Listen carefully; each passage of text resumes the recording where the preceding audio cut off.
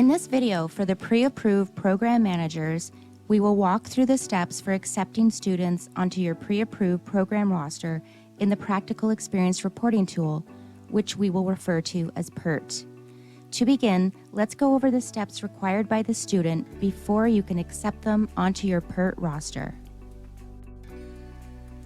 Students must first update their PERT profile to indicate they are in your pre-approved program, also referred to as a PPR, and fill in the required information.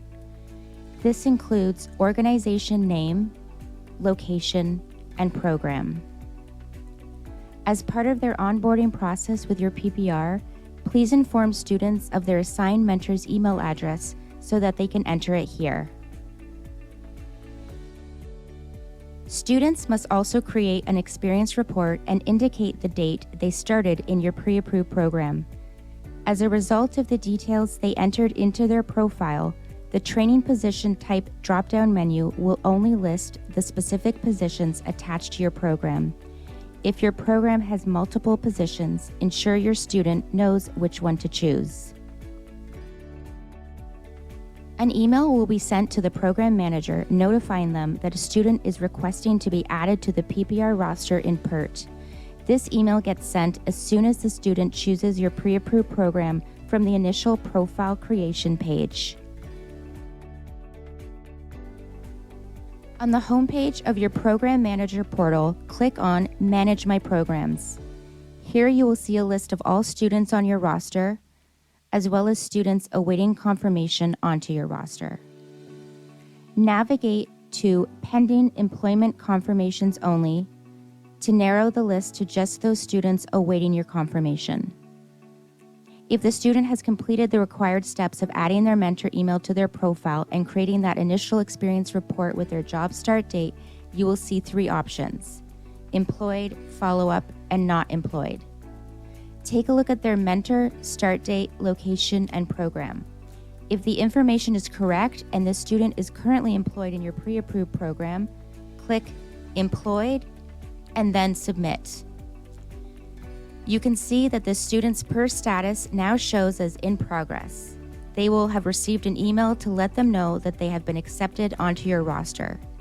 If this is their first time reporting, their PERT start date will also be set.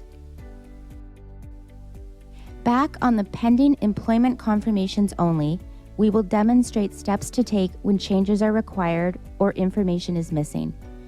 For example, if this student had indicated an incorrect employment start date or mentor, you would click on Follow Up instead of Employed. This will open a comments box where you need to indicate the changes required from the student, and then click Yes, and then Submit.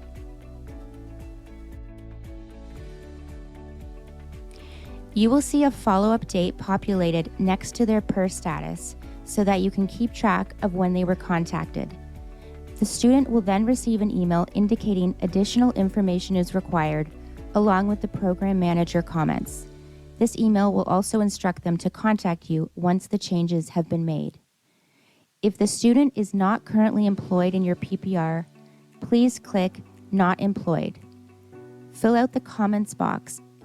In this case, the student will receive an email to let them know that they have not been accepted onto your roster and they will no longer show in your pending list.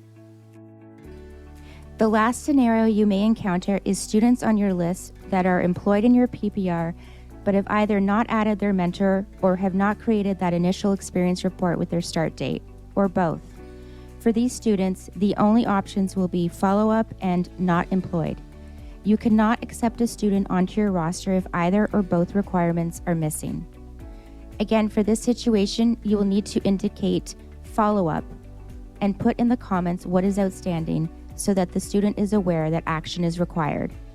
Once they have completed the outstanding requirements, you will then see the employed box option. Best practice for program managers is to action your employment confirmations within 15 days of receiving the initial email. Delays can result in students being unable to report experience in a timely manner, or for students who do not yet have a PERT start date, it may result in loss of eligible duration. For further assistance or clarity on the practical experience requirements, we recommend you go to the resource section in PERT and refer to the Guide for Program Managers.